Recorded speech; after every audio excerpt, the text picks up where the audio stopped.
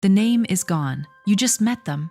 You shook their hand. You set it back to make sure you had it. And now you're standing there, nodding, smiling, praying they don't ask you to introduce them to someone. This isn't rudeness. It's not about age. It's not you being careless. It's your brain doing exactly what it was built to do.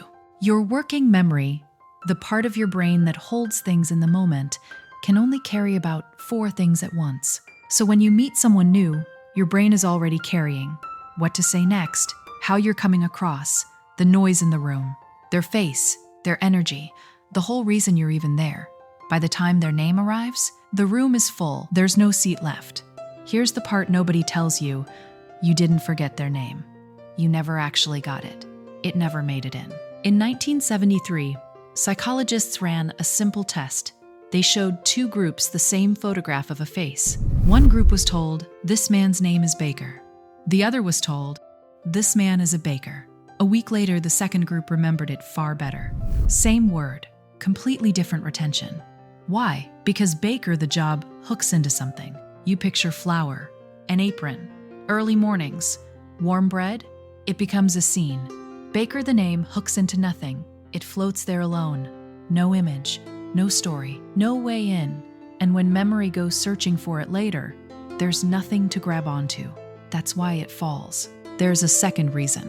And this one's uncomfortable. When you're in a group introduction, right before it's your turn, something happens. You stop listening, not because you're rude, not because you don't care. Your brain shifts into preparation mode. It starts rehearsing.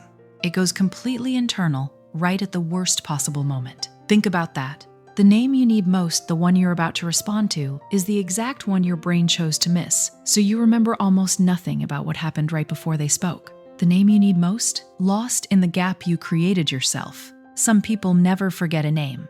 You've met them. They say your name back in the same sentence. 3 weeks later, they use it like no time has passed. These people aren't smarter. They don't have better memory. They think in pictures.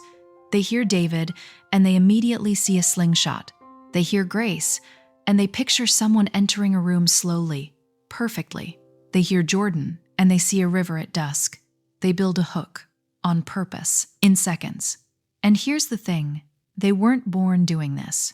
They learned it, which means so can you. Here's the part that should make you angry. You've blamed yourself for years. The fix takes 3 seconds. When someone tells you their name, use it, out loud. Nice to meet you, Sarah. That's it.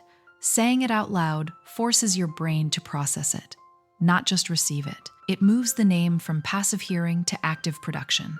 It builds the hook. And if you miss it, ask again. Not 5 minutes later. Not at the end.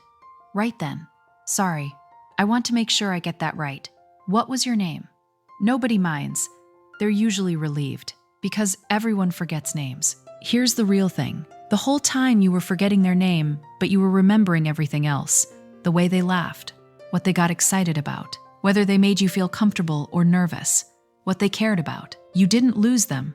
You held them, just without the label. And now someone can give you the label. The label is 3 seconds. The person took years. You've been remembering the real, complicated, irreplaceable person this whole time. You've been holding them the whole time.